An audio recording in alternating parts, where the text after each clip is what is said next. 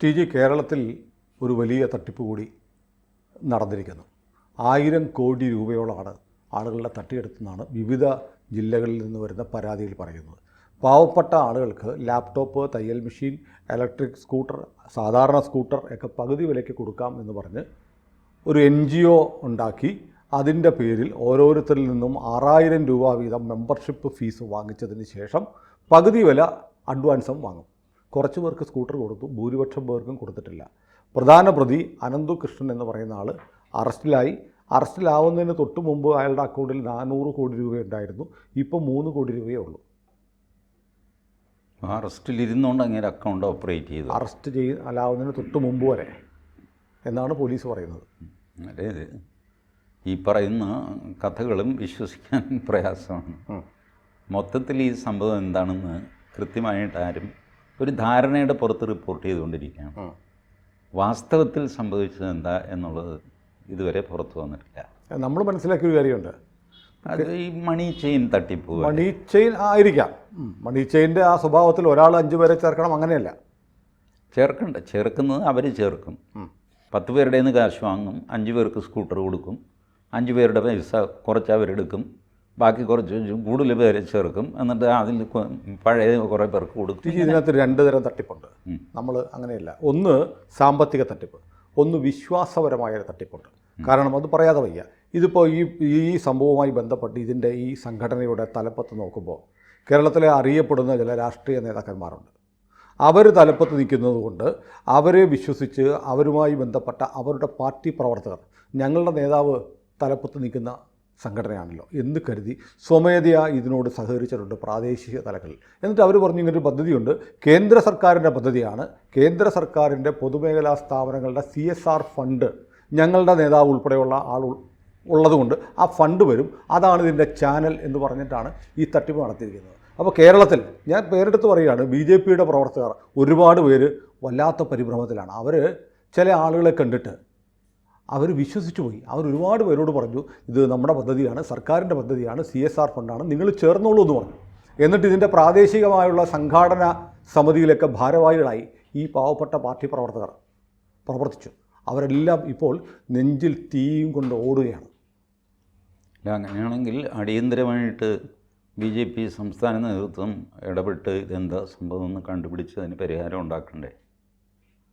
കാരണം അവരുടെ പ്രവർത്തകർ ഈ ആരുമായിക്കോട്ടെ പോസ്റ്റർ അടിച്ചു, അത് വിശ്വസിച്ചു, അതിനകത്ത് പെട്ടുപോയി. പ്രവർത്തകർ നിഷ്കളങ്കരാണല്ലോ. അപ്പോൾ അവരെ സംരക്ഷിക്കണ്ടേ? അപ്പോൾ അതിൻ്റെ ഉത്തരവാദിത്വം സംസ്ഥാന നേതൃത്വം ഏറ്റെടുക്കണ്ടേ? സംസ്ഥാന നേതൃത്വം അറിഞ്ഞിട്ടുണ്ടോ എന്നറിയില്ല. അല്ല, അറിഞ്ഞിട്ടുണ്ടോ? ഇത്രയും പേരറിഞ്ഞത് അവരറിയാതിരിക്കാൻ ന്യായമൊന്നുമില്ലല്ലോ. ഞാൻ പറയുന്നത് ഇപ്പോൾ അനന്തു എന്ന് പറഞ്ഞ ആളിൻ്റെ വോയിസ് ക്ലിപ്പ് രാവിലെ വന്നിരുന്നു. അയാൾ പറഞ്ഞു, എന്നെ തടവിലിട്ടിരിക്കുന്നതുകൊണ്ടാണ് എനിക്കിതിലൊന്നും ചെയ്യാൻ പറ്റാത്തത്. ഞാനൊന്ന് ജാമ്യത്തിൽ ഇറങ്ങിക്കോട്ടെ, ഇതിന് ഞാൻ പരിഹാരം ഉണ്ടാക്കാം. പക്ഷേ ജാമ്യത്തിൽ വിടുന്നുമില്ല. അവരും ഇതിൻ്റെ കോർഡിനേറ്ററോ അങ്ങനെ എന്തോ ആയിരുന്നു, കുമളി പഞ്ചായത്ത് പ്രസിഡൻറ്റോ മറ്റോ ആയിരുന്നു. അവരുടെ വോയിസ് ക്ലിപ്പും പുറത്തു വന്നു. അവർ പറഞ്ഞു, നിങ്ങളിങ്ങനെ പരാതിക്ക് പുറത്ത് പരാതി കൊടുത്താൽ അനന്തുവിന് ഇറങ്ങി വരാൻ പറ്റില്ല. അതുകൊണ്ട് ഈ പരാതി പ്രളയം അവസാനിപ്പിക്ക്, അയാളെ ഞങ്ങൾ എങ്ങനെയെങ്കിലും ജാമ്യത്തിൽ എടുക്കട്ടെ, അയാൾ വന്നു കഴിഞ്ഞാൽ ഇത് ശരിയാവും, നിങ്ങൾ വിചാരിക്കുന്ന പോലെ അല്ല. അയാളെ പിടിച്ചകത്തിട്ടിട്ട് കാശ് കൊണ്ടുവന്ന് പറഞ്ഞാൽ അയാൾ എന്ത് ചെയ്യാൻ? അതിനകത്തൊരു ലോജിക്കില്ലല്ലോ. ഇയാൾ ഇത്രയും കാലം പുറത്തായിരുന്നല്ലോ. അപ്പോൾ ആ സമയത്ത് പരാതി പരിഹരിക്കാൻ എനിക്കറിയില്ല. ഞാൻ ഈ പഴയൊരു കഥയുണ്ട്, ലാബെല്ല രാജൻ, കൊച്ചിയിലെ ബ്ലേഡ് കമ്പനി എന്ന് പറഞ്ഞിട്ട് അന്ന് വലിയ 6-ാം തിരുവുറുവ് എന്നുള്ള പുസ്തകം ലാബെല്ല ബുക്സ് ഇറക്കിയത് ഒരു വലിയ വേവായിരുന്നു. ഇതുപോലെ ബ്ലേഡ് കമ്പനികളെല്ലാം തകർന്നു എന്ന് പറഞ്ഞിട്ട്. അന്ന് തകരാതിരുന്ന ഒരു ബ്ലേഡ് കമ്പനിയാണ് മുത്തൂറ്റ് ജോർജും പാപ്പച്ചനും. അതിൽ മൂത്തയാൾ ഒരു ചാരുകസേരയിൽ കിടന്നു, ഇളയാൾ നിന്നു. ഒരു മേശപ്പുറത്ത് നോട്ടിങ്ങനെ അട്ടിയിട്ട് വെച്ച് ഫോട്ടോ എടുത്തു. എന്നിട്ട് മനോരമയുടെ ഫ്രണ്ട് പേജിൽ അഡ്വർടൈസ്മെൻറ്റ് കൊടുത്തു. മുത്തൂറ്റിൽ നിങ്ങൾ നിക്ഷേപിച്ച പണം സുരക്ഷിതമാണ്, ആർക്ക് എപ്പോൾ വേണമെങ്കിലും പണം പിൻവലിക്കാം. അതോടെ മുത്തൂറ്റിനെ പറ്റിയുള്ള കംപ്ലയിൻറ്റ് അങ്ങ് തീർന്നു. ഈ ബാങ്കിങ് ഇതുപോലുള്ള കാര്യങ്ങൾ പലപ്പോഴും അല്ല, ശരിക്കും ഒരു വിശ്വാസത്തിൻ്റെ പുറത്താണ്. സ്റ്റേറ്റ് ബാങ്ക് ഓഫ് ഇന്ത്യയിൽ ഡെപ്പോസിറ്റ് ചെയ്തിട്ടുള്ള എല്ലാവരും കൂടെ ഒരു ദിവസം രാവിലെ 10 മണിക്ക് വിഡ്രോ ചെയ്യാൻ പോയാൽ എന്താകും സ്റ്റേറ്റ് ബാങ്കിൻ്റെ? ബാങ്ക് പൂട്ടി പോകും. So there is A trust. ഈ ട്രസ്റ്റ് നിലനിർത്തുക. ഇപ്പം ലാബെല്ലയുടെ കേസിൽ അന്ന് ഈ ബ്ലേഡ് കമ്പനികളെ ഇങ്ങനെ വ്യാപകമായിട്ട് ഒരുപാട് പേര് പൂട്ടിപ്പോയി, നാട് വിട്ടുപോയി, ജയിലിലായി, എന്തെല്ലാം സംഭവിച്ചു. ലാബെല്ലയുടെ ഉടമസ്ഥൻ രാജനെയും തടവിലിട്ടു. 6 വർഷവും മറ്റോ തടവിൽ കിടന്നു. പുറത്തിറങ്ങിയിട്ട് കേരള ശബ്ദം വാരികയ്ക്ക് ലാബെല്ല രാജൻ ഒരു ഇൻ്റർവ്യൂ കൊടുത്തു. ആ ഇൻ്റർവ്യൂവിൽ ലോജിക്കലായിട്ട് ലാബെല്ല രാജൻ പറഞ്ഞു, എന്നെ അറസ്റ്റ് ചെയ്തില്ലായിരുന്നെങ്കിൽ എൻ്റെ കമ്പനി പൊളിയില്ലായിരുന്നു. ഇന്ന മാതിരിയാണ്, ഇന്ന മൂലധനം ഉണ്ടായിരുന്നു, ഇന്നതൊക്കെയാണ് ഡെപ്പോസിറ്റ് വാങ്ങിയത്, ഇത് ഇന്ന രീതിയിൽ ചെയ്യാം. പക്ഷേ നിങ്ങൾ പെട്ടെന്ന് വ്യാപകമായിട്ടൊരു ബഹളം കേരളത്തിൽ നടക്കുക, ലാബെല്ല രാജൻ തട്ടിപ്പുകാരനാണെന്ന് പറയുക, അപ്പോൾ എൻ്റെ ഡെപ്പോസിറ്റേഴ്സ് പരിഭ്രമിക്കുക, അവരെല്ലാം കൂടെ ഒറ്റയടിക്ക് ഡെപ്പോസിറ്റ് പിൻവലിക്കാൻ വരിക, ഞാൻ സ്ഥലത്തില്ലാതെ ആവുക, കടം വാങ്ങാനോ എന്തെങ്കിലും കൊടുക്കാൻ റെസ്പോൺസിബിൾ ആൾ വേണം. എൻ്റെ മാനേജർ പകച്ചു, എന്താ ചെയ്യേണ്ടത്, 150-200 പേരാണ് ഇപ്പോൾ കാശ് വയ്ക്കണമെന്നൊക്കെ പറയുക, ഷട്ടറിഡറായി ഇതിൻ്റെ 2-1 അറിഞ്ഞിട്ട് ബാക്കി കാര്യം എന്നൊക്കെ പറഞ്ഞ് ഒരു ഡെപ്പോസിറ്റും ഇല്ലാത്തവനും ഈ ബഹളത്തിൽ ചക്കാത്തിരിക്കാനായിട്ട് കൂടുമല്ലോ. ബസ് സ്റ്റാൻഡിലൊരു പോക്കറ്റടിക്കാരനെ പിടിക്കുമ്പോൾ നമ്മളും കൊടുക്കും ഒരു ഇടി.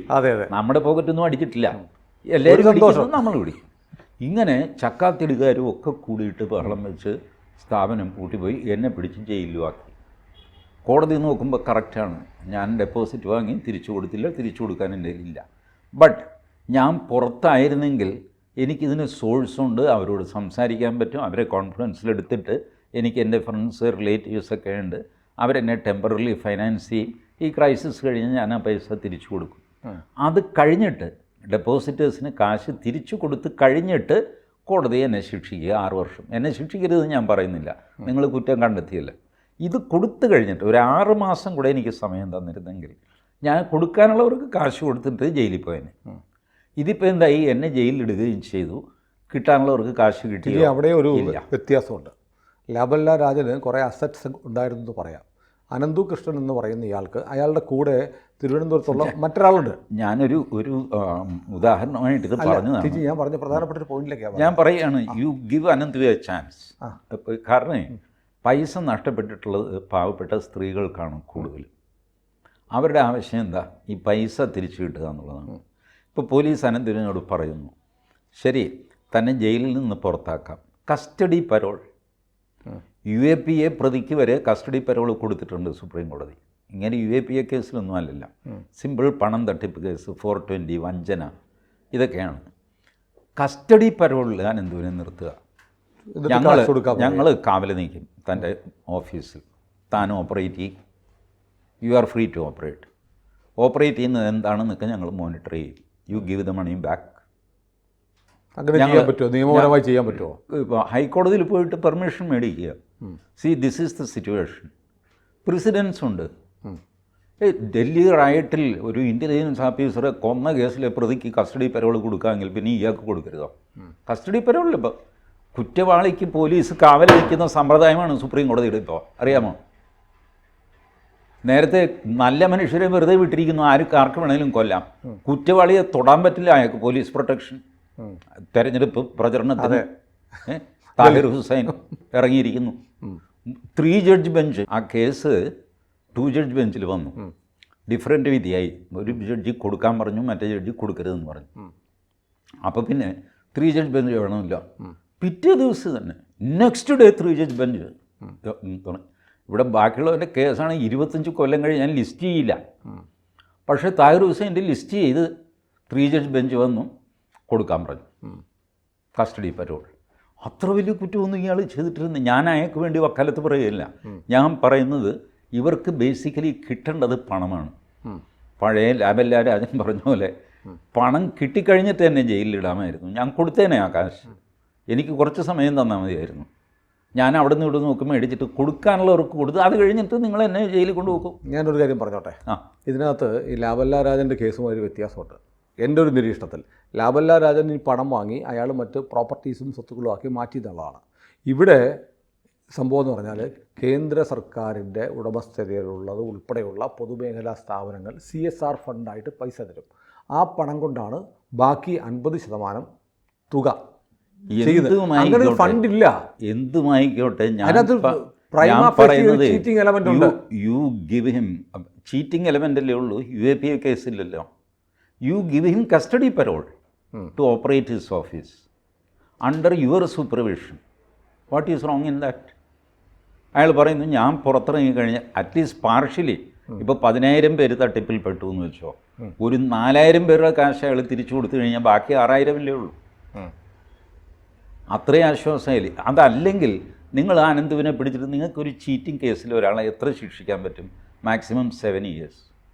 പൈസ പോയവരുടെയോ എന്നേക്കുമായിട്ട് പോയില്ലേ? അപ്പോൾ അയാൾ പറയുന്നു എന്നെ എൻ്റെ ഓഫീസ് പ്രവർത്തിക്കാൻ അനുവദിച്ചാൽ ഞാനിത് ശരിയാക്കാം എന്ന് പറയുന്നു.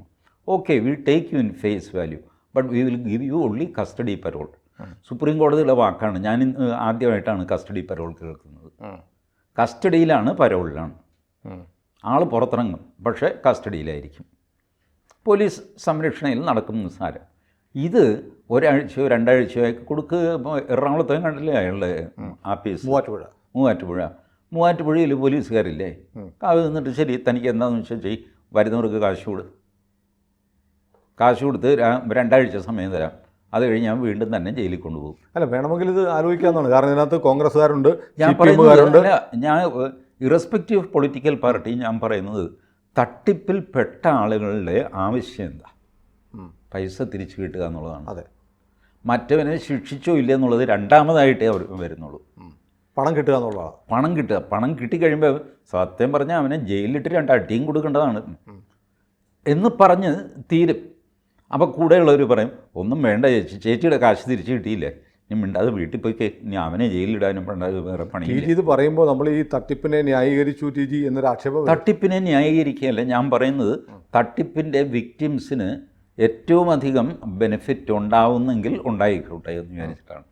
ദാറ്റ് ടു സുപ്രീം കോടതി ഗൈഡ് ലൈൻസ് വെച്ചിട്ടാണ് TG സംസാരിക്കുന്നത്. UAPA കേസിൽപ്പെട്ട പ്രതിക്ക് തെരഞ്ഞെടുപ്പ് പ്രചരണത്തിന് കസ്റ്റഡി പരോൾ കൊടുക്കാമെങ്കിൽ 1000 കോടി രൂപ വെട്ടിച്ച പ്രതിക്ക് കാശ് തിരിച്ചു കൊടുക്കാനായിട്ട് കസ്റ്റഡി പരോൾ കൊടുക്കുന്നതിൽ തെറ്റില്ല എന്നാണ് എൻ്റെ വാദം. എൻ്റെ വാദം ശരിവയ്ക്കുന്ന ജസ്റ്റിസ് വിക്രം നാഥ് സുപ്രീം കോടതിയിലെ. What do you think about the supreme court? ഇത് നിങ്ങൾക്ക് ഇഷ്ടപ്പെടുന്നില്ല എന്ന് ഞാൻ എന്ത് ചെയ്യാനാണ്? എനിക്കും ഇഷ്ടപ്പെട്ടില്ല UAPA പ്രതിക്ക് പരോൾ കൊടുത്തത്. ബട്ട് കൊടുക്കണമെന്ന് പറഞ്ഞു. ഇന്നലെ വൈകുന്നേരം വരെ അയാളും സുൽത്താൻ അസദുദ്ദീൻ ഒവൈസിയുമായിട്ട് ഗംഭീര പ്രസംഗമായിരുന്നു. സകലരെയും തട്ടിക്കളയുന്നൊക്കെ പറഞ്ഞിട്ടാണ്. ഒവൈസിയുടെ സ്ഥാനാർത്ഥിയാണ് ഇങ്ങനെ. ഇത്രയൊക്കെ ചെയ്യാമെങ്കിൽ പിന്നെ ഇത് ചെയ്താലെന്താന്ന് അയാൾ പറയുന്നു. എന്നെ ഓഫീസിൽ കൊണ്ടുപോയി ഞാൻ കാശ് തരാം. ശരി, ഉള്ള കാശ് മുഴുവൻ തരില്ലായിരിക്കാം. നിങ്ങളുടെ ലോജിക്ക് വെച്ച് ഇയാളെ എവിടെ നിന്ന് എടുത്ത് തരാൻ ഇങ്ങനെയൊക്കെ. ശരി, 10 പേരുടെ എങ്കിൽ 10 പേരുടെ കാശ് മേടിച്ച് കൊടുക്ക്. സകല ഡോക്യുമെൻസും ഒക്കെ പോലീസ് കൊണ്ടുപോയി എന്നാണ് പറയുന്നത്. ഇതൊക്കെയാണ് ഇനിയിപ്പോൾ പോലീസിൻ്റെ ഡോക്യുമെൻസിനായിട്ട് പോലീസിൻ്റെ പിന്നാലെ നടക്കേണ്ടി വരും. ഈ അമ്പലപ്പറമ്പിൽ മാല പൊട്ടിച്ച് കഴിയുമ്പോൾ പോലീസ് പിന്നെ എന്ത് ചെയ്യണം? ഒരു പരാതി കിട്ടിയാൽ FIR ഇട്ട് അന്വേഷിക്കണം. അതിൻ്റെ ഭാഗമായി സീസ് ചെയ്യണ്ടേ ഡോക്യുമെൻസ് ഒക്കെ? സീസ് ചെയ്യണം. അതിപ്പോൾ പോലീസ് ചെയ്ത് കംപ്ലീറ്റ് സീസ് ചെയ്ത്. ഞാൻ പറയുന്നത് ഈ കാശ് കിട്ടാനുള്ളവർ ഇനി എന്ത് ചെയ്യണം? വളരെ കേരളത്തിൽ ഒരുപാട് തട്ടിപ്പ് കേസുകളുണ്ട്. അതിലൊക്കെ സംഭവിച്ച പോലെ ഇതിലും സംഭവിക്കും. കാശ് പോകും. അതാണ്. ആ കാശ് ഭാഗികമായിട്ടെങ്കിലും തിരിച്ചു പിടിക്കാൻ എന്തെങ്കിലും സാധ്യതയുണ്ടെങ്കിൽ ആ സാധ്യത ഉപയോഗപ്പെടുത്തണമെന്നാണ് ഞാൻ പറയുന്നത്.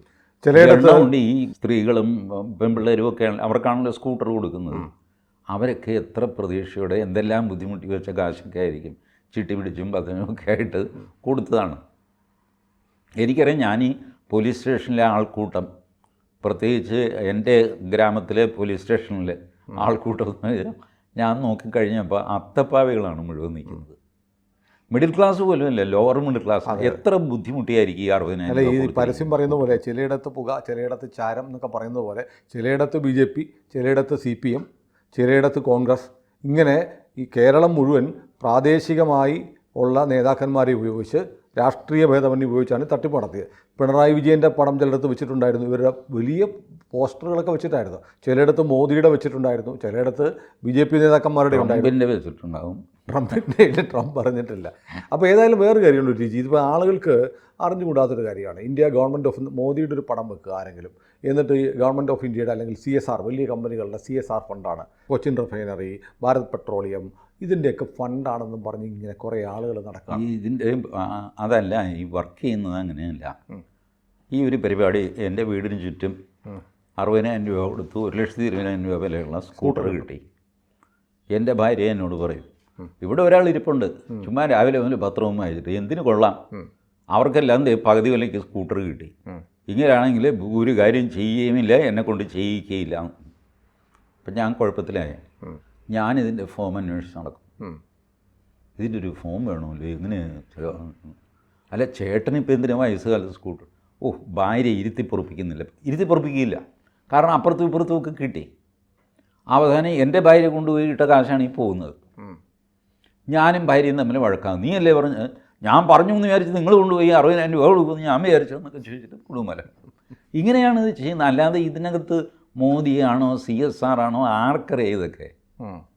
ഈ സൈക്കോളജിയിൽ നിന്നാണ് ഇവർ മുതലെടുക്കുന്നത്, ഈ സിസ്റ്റം മുതലെടുക്കുന്നത്. ഈ ആളുകളുടെയൊക്കെ ക്രെഡൻഷ്യൽ നോക്കണം. തിരുവനന്തപുരത്ത് ഒരു വലിയൊരു സ്ഥാപനത്തിൻ്റെ ഭാഗമായി പ്രവർത്തിക്കുന്നു എന്ന് പറയുന്ന ഒരാളാണ് ഇതിൻ്റെ ചെയർമാൻ എന്ന് പറയുന്നത്. അങ്ങനെ കൊള്ളാവുന്ന ആളുകളുടെ അല്ലെങ്കിൽ അറിയപ്പെടുന്ന കൊള്ളാമെന്ന് ആളുകൾക്ക് തോന്നലുള്ള ചില ആളുകളുടെ പേരൊക്കെ ഉപയോഗിച്ചിട്ടാണ് ഈ തട്ടിപ്പ് നടത്തിയിരിക്കുന്നത്. അവരുടെ ഒന്നും അഭിപ്രായവും പ്രതികരണവും ഒന്നും വന്നിട്ടുമില്ല. അവരെന്ത് പ്രതികരിക്കാൻ? അവർ ഈ ഒരു ഉദ്ഘാടനം ഈ ലാലി വിൻസെൻ്റ് പറഞ്ഞല്ലേ, ലേ മെറിഡിയനിൽ വലിയ യോഗം നടന്നു. അതിൽ വലിയ കമ്പനിയുടെ എക്സിക്യൂട്ടീവ്സ് അവർ ലാലി വിൻസെൻറ്റിനെ ആശംസ പറയാൻ വിളിപ്പിച്ചിരുന്നു. അവരും പോയി ആശംസയൊക്കെ പറഞ്ഞു, ചായയൊക്കെ കുടിച്ചു. വൻ സെറ്റപ്പാണ്. കായംകുളത്തെ പരിപാടിക്ക് പ്രതിഭ ഉണ്ടായിരുന്നു, അതിൽ ക്ഷണിച്ചില്ലെങ്കിലാണ് ഇവർക്ക് എന്നെ വിളിച്ചത്. അതുകൊണ്ട് കോർപ്പറേഷൻ മേയർ സ്ഥലം MLA യും ഒക്കെ അത് നമുക്കൊരു ക്ഷണമില്ലല്ലോ, അയ്യോ സാറേ അത് വിട്ടുപോയതാണ്, ഞാൻ അങ്ങോട്ട് വരാനിരിക്കുകയായിരുന്നു എന്ന് പറഞ്ഞിട്ട് MLA അവിടെ പോകും. അതും വലിയ പണക്കാരും അതും ഇതും ലേമെറിഡിയനും അത് ക്ഷണിക്കപ്പെടുന്നവർ. ഞാൻ ഇതിൻ്റെ ഈ NGO കോൺഫെഡറേഷൻ ഉണ്ട്, അതിൻ്റെ ഭാരവാഹികളുടെ കാര്യം പറഞ്ഞു. ഭാരവാഹിയൊക്കെ ആകുമെന്ന് ഇപ്പം പോക്കും ചാക്കാലയും ഇല്ലാതെ കിടക്കുന്ന എന്നെ പിടിച്ച് ചിലതിൻ്റെ രക്ഷാധികാരിയൊക്കെ ആകാൻ ചോദിക്കാറുണ്ട്. ഞാൻ പറയും രക്ഷയില്ല, അധികാരിയില്ല, എൻ്റെ പേരെങ്ങും വയ്ക്കരുതെന്ന് പറയും. കാരണം ഇത് എന്തുകൊണ്ടെന്ന് നമുക്കറിയാമല്ലോ. ആ പേടിച്ചിട്ടല്ല, ഞാനതുപോലത്തെ പണികൾ ഏറ്റെടുക്കാറില്ല, അതുകൊണ്ട് ചെയ്യാറില്ല. ചുമ്മാ ആളുകൾക്ക് MP MLA ഈ പൊതു രാഷ്ട്രീയ പ്രവർത്തകരുടെ എല്ലാം സ്വഭാവമാണ് അവരുടെ പേരുകൾ ഏതെങ്കിലും നോട്ടീസിൽ പോസ്റ്ററിലൊക്കെ എപ്പോഴും വരണം, ഫോട്ടോ ഫ്ലക്സ് വരണം. ഇതവരാഗ്രഹിക്കുന്നു. A+ കിട്ടിയവർക്ക് എല്ലാം സമ്മാനം കൊടുക്കുന്നു, ഓരോ പെൻസിൽ ആകെ മുടക്ക് 100 രൂപയാണ്. പക്ഷേ അതിൻ്റെ ഫ്ലക്സ് ഈ പിള്ളേരടിച്ചോളും, സ്ഥല MLA എന്ന് സമ്മാനം ഏറ്റുവാങ്ങുമെന്ന് പറഞ്ഞിട്ട്. അപ്പോൾ പിള്ളേരുടെ ചിലവിൽ ഫ്ലക്സിൽ ഇദ്ദേഹത്തിൻ്റെ ഫോട്ടോ വരും, ഇദ്ദേഹത്തിന് മുടക്ക് 100 രൂപയുടെ ഒരു പാക്കറ്റ് പെൻസിലാണ്. ഇങ്ങനെയൊക്കെയാണ് ഇതിൻ്റെ സംഗതി പോകുന്നത്. ഇതാരും ലോജിക്കലായിട്ട് ചിന്തിക്കുകയോ അന്വേഷിക്കുകയോ അങ്ങനെയൊന്നും അങ്ങനെയല്ല ചെയ്യുന്നത്. സോഷ്യൽ പ്രഷർ വരും, അപ്പുറത്ത് സ്കൂട്ടർ കിട്ടി നമുക്ക് സ്കൂട്ടറില്ല. ഇപ്പോൾ 2 തരത്തിലുള്ള ആളുകൾ ഇപ്പോൾ നമ്മുടെ മുന്നിലുണ്ട്. ഒന്ന് പണം പോയവർ, പിന്നെ ചില ആളുകളുടെ സാന്നിധ്യം കണ്ട് തെറ്റിദ്ധരിക്കപ്പെട്ട് ഇതിനകത്ത് പോയി ഒരു ടൂളായി പ്രവർത്തിക്കേണ്ടി വന്ന കുറേ രാഷ്ട്രീയ പ്രവർത്തകരുണ്ട്. നേതാക്കന്മാരെ കണ്ടപ്പോൾ നമ്മുടെ നേതാവിൻ്റെ പരിപാടിയല്ലേ, നമുക്ക് സഹായിച്ചേക്കാം എന്ന് കരുതി പോയി പെട്ടുപോയവരുണ്ട്. ഇവരോട് എന്താ നമുക്ക് പറയാനുള്ളത്? ഈ നമ്മുടെ നേതാവല്ലേ എന്ന് കണ്ടിട്ട് പോയി പെട്ടു എന്നൊക്കെ പറയുന്നത് വിശ്വസിക്കാൻ ബുദ്ധിമുട്ടുള്ളൊരു കാര്യമാണ്. വെറുതെ നേതാവിൻ്റെ ഫോട്ടോ കണ്ടു എന്ന് പറഞ്ഞിട്ട് അനുയായികൾ കൊണ്ടുപോയി കാശ് നേതാവ് വിളിച്ച് പറഞ്ഞാലോ നമ്മുടെ പരിപാടി വരുന്നുണ്ടെന്ന് സഹായിച്ചേക്കണം. അത് ദാറ്റ് ഈസ് പോസിബിൾ. അല്ല അങ്ങനെയല്ലേ വരുന്നത്. പോസ്റ്റർ കണ്ട് മയങ്ങി പോസ്റ്റർ കണ്ടല്ല, നമ്മുടെ നേതാവ് നമ്മുടെ ഒരു പരിപാടി വരുന്നുണ്ട്, അവിടെ ആ പ്രദേശത്തെ കാര്യങ്ങളൊക്കെ ഒന്ന് താനൊന്ന് 10 പേരോട് പറഞ്ഞു കഴിഞ്ഞാൽ 2 പേര് ചിലപ്പോൾ ചെയ്തെന്ന് വരും. അങ്ങനെ 10 പേരുണ്ട്. അപ്പോഴും ചെയ്യുന്നില്ല, കാരണം അപ്പോഴും ഇത് ഒരു പാർട്ടി പ്രോഗ്രാമാണോ എന്നൊക്കെ സംശയം തോന്നും. അത് 2 പേര് മുൻപിൻ നോക്കാതെ ചിലപ്പോൾ അവർ നോക്കുന്നത് ഇതിങ്ങനെ കൊടുത്തു കഴിഞ്ഞാൽ അത്രയും നാട്ടിൽ അത്രയും ആളുകൾക്കിടയിൽ നമ്മുടെ ബന്ധം ഉറയ്ക്കുമല്ലോ. അതെ, അപ്പോൾ അങ്ങനെയാണ്. ഇപ്പോൾ ഒരു പ്രത്യേക വ്യവസായി, അയാൾക്കൊരു കാര്യം സാധിക്കാനുണ്ട്, അപ്പോൾ അതിന് ഉടക്ക് വയ്ക്കുന്ന പലരും ഉണ്ട്. അപ്പോൾ ഈ ഉടക്ക് തീർക്കാൻ എന്താ കാര്യം? ഞാൻ പറഞ്ഞു കേട്ട കാര്യമാണ് കേട്ടോ. അദ്ദേഹം മുഖ്യമന്ത്രിയെ സമീപിക്കുന്നു, മുഖ്യമന്ത്രി പറയുന്നു ഈ ഉടക്ക് ഞാൻ ഇടപെട്ട് തീർത്ത് കഴിഞ്ഞാൽ അത് അഴിമതി ബഹളം അത് ഇത് പറഞ്ഞുണ്ടാകും. ഞാൻ ഒരു കാര്യം ചെയ്യാം, നിങ്ങളുടെ വീട്ടിൽ ഉച്ചയ്ക്ക് ഊണ് കഴിക്കാൻ ഞാൻ വരാം. ഞാൻ ആ പ്രദേശത്ത് വരുന്നുണ്ട്. ഉച്ചയ്ക്ക് ഊണ് ഞാൻ നിങ്ങളുടെ വീട്ടിലാക്കാം. ഇത്രയും ചെയ്താൽ മതി. അദ്ദേഹം പോകുന്നു, ഉച്ചയ്ക്ക് ഭക്ഷണം കഴിക്കുന്നു, അവിടെ നിന്ന് വണ്ടി വിട്ട് പോകുന്നു. മറ്റുള്ളവരുടെ ഉടക്ക് അവിടെ വെച്ച് അവസാനിക്കും. ഇങ്ങനെയാണ് ചർച്ച. അല്ലെങ്കിൽ മറ്റേത് കയറി നമ്മൾ ഒപ്പിട്ട് കഴിഞ്ഞാൽ അത് അന്യായമാണ്, പ്രശ്നമാണ്, നിയമസഭയിലാകും അത് അഴിമതി ആരോപണം കുന്തം കുറുകൂടിയൊക്കെ വരും. കാരണം ഈ ഉടക്കിൻ്റേതായ ന്യായങ്ങളൊക്കെയാണ്.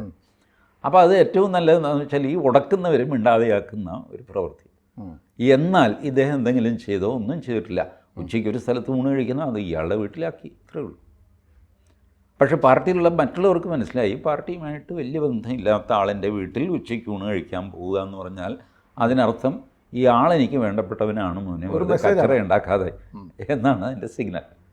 ഇങ്ങനെയൊക്കെയാണ് സാധിച്ചത്. അതുപോലെ ഇപ്പോൾ ഈ പോസ്റ്ററൊക്കെ കാണുമ്പോൾ ഇത് സഖാവ് പറയാതെ നമ്മളോട് പറയുകയാണോ, എടാ ഈ സ്കീമിൽ ചേർന്നോ, ഞാനുണ്ട് ഇതിൻ്റെ പുറകിൽ, ഇങ്ങനെയൊക്കെ ആൾക്കാർ മെസ്സേജ് വായിച്ചെടുക്കാൻ സാധ്യതയുണ്ട്.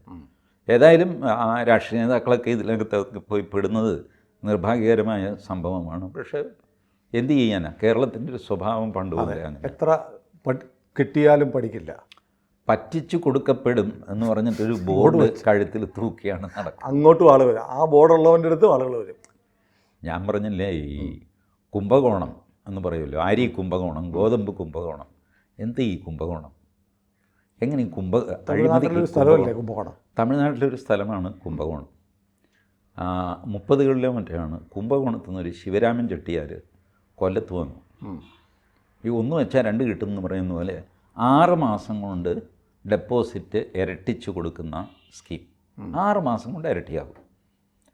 ആളുകൾ ശിവരാമൻ ചെട്ടിയാർക്ക് കാശൊക്കെ കൊടുത്ത് പുള്ളി വലിയ റെസീറ്റൊക്കെ ഇഷ്യൂ ചെയ്യും. ഓം മുരുകൻ തുണൈ എന്നൊക്കെ പറഞ്ഞിട്ട് രസീതൊക്കെ കൊടുത്ത് റെഡിയായി.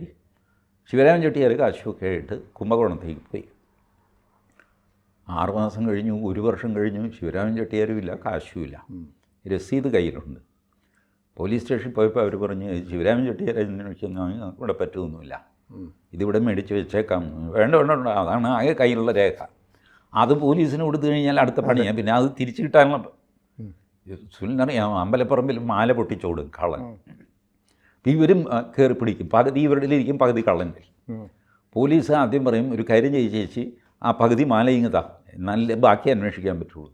പിന്നെ ഈ ചേച്ചി ഈ പകുതി കിട്ടാനായിട്ട് സ്റ്റേഷനിൽ കയറി ഇറങ്ങണം, മുഴുവൻ പോയി ഈ പകുതി എന്ന് പറയുന്ന പോലെ ആൾക്കാർ പറഞ്ഞു രസീത് തരികില്ല സാറേ, രസീതും കൂടെ പോയി കഴിഞ്ഞാൽ പിന്നെ രസീതിനായിട്ട് സാറിൻ്റെ പിന്നാലെ നടക്കണം. ഒരു സംഘം ആൾക്കാർ കുംഭകോണത്ത് പോയി.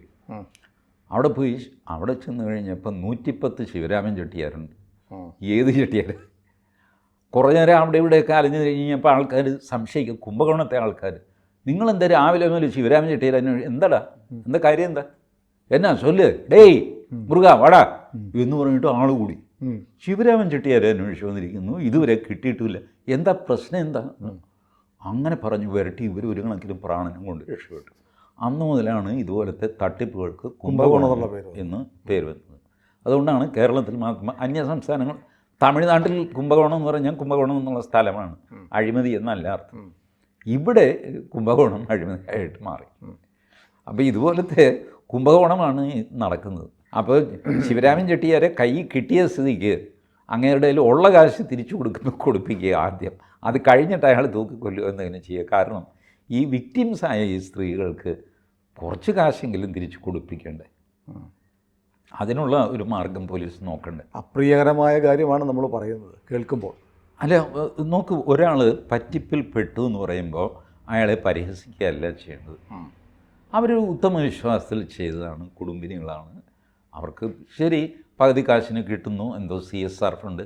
എന്താണ് ഈ CSR ഫണ്ട്? എനിക്കറിയാമല്ലേ, ഏതോ ഫണ്ടാണ്, കേന്ദ്ര സർക്കാരിൻ്റെയാണ്, കഴിഞ്ഞല്ല. ശരി എന്ന് പറഞ്ഞ് ചേർന്നു. കാരണം ഫ്രീ ആയിട്ട് കിറ്റ് കിട്ടുന്ന സ്ഥലമാണ് കേരളം, നോട്ടിരട്ടിച്ച് കൊടുക്കുന്ന സ്ഥലമാണ്, സ്വർണ്ണച്ചേന കൊടുക്കുന്ന സ്ഥലമാണ്, പിന്നെ നാഗമാണിക്യം, മന്ത്രവാദം, അറുകൊല, മാടൻ, ഇത് എന്നൊക്കെ പറഞ്ഞിട്ട് കുട്ടിച്ചാത്തൻ സേവ തൃശ്ശൂരിൽ നിന്ന് അന്തിക്കാട് പോകുന്ന ബസ്സിൽ ഇന്ന സ്റ്റോപ്പിൽ ഇറങ്ങിയിട്ട് കിഴക്കോട്ട് കാണാമെന്നൊക്കെ പറഞ്ഞ് പരസ്യമൊക്കെ ഇല്ല. ഇതൊക്കെ ചിലവാകുന്നൊരു സ്ഥലമാണ് കേരളം. പക്ഷേ ഇതിൻ്റെ വിക്ടിംസിനെ നമ്മൾ പൊട്ടൻ അവനങ്ങനെ തന്നെ വേണം എന്നുള്ള രീതിയിൽ ചിന്തിക്കരുത്. അവർ ബുദ്ധിമുട്ടുണ്ടാക്കിയ കാശാണ്. അവർ ആ സമയത്ത് അവരുടെ ഒരു ഡിസിഷൻ തെറ്റിപ്പോയി. കഴിയാവുന്നതും ആ കാശ് തിരിച്ചു വാങ്ങിച്ചു കൊടുക്കുക, കഴിയാവുന്നത്. പിന്നെ പോയത് പോയി, എന്ത് ചെയ്യാൻ, നമുക്ക് കാശ് ഉണ്ടാക്കി അവർക്ക് കൊടുക്കാൻ പറ്റില്ല. ബട്ട് ഞാനതാ പറഞ്ഞത്, UAPA കേസിൽപ്പെട്ട പ്രതിയെ പോലും നിങ്ങൾ ലിമിറ്റഡ് പീരീഡിൽ പരോളിൽ വിടുന്നുണ്ടെങ്കിൽ, കസ്റ്റഡി പരോളിൽ വിടുന്നുണ്ടെങ്കിൽ, ഇയാളെയും വിട്ടിട്ട് ശരി തന്നെതാ മൂവാറ്റുപുഴ ആഫീസിൽ കൊണ്ടുവന്നിരിക്കുന്നു, ഇനി ആരെയാണെന്ന് വെച്ചാൽ വിളിക്ക്, കാശ് റെഡിയാക്ക്, ഇവർക്ക് തിരിച്ചു കൊടുക്ക്. താനല്ലേ പറഞ്ഞു എന്നെ പുറത്തെടുത്താൽ ഞാൻ മലമറിക്കുമെന്ന്. മറിച്ചോ മല, ഞങ്ങളിവിടെ വെറുതെ നിൽക്കാൻ. അത് ചെയ്ത് കുറച്ചെങ്കിലും പൈസ 10 പേരുടെയെങ്കിൽ 10 പേരുടെ അത് കിട്ടുകയാണെങ്കിൽ അതല്ലേ നല്ലത്.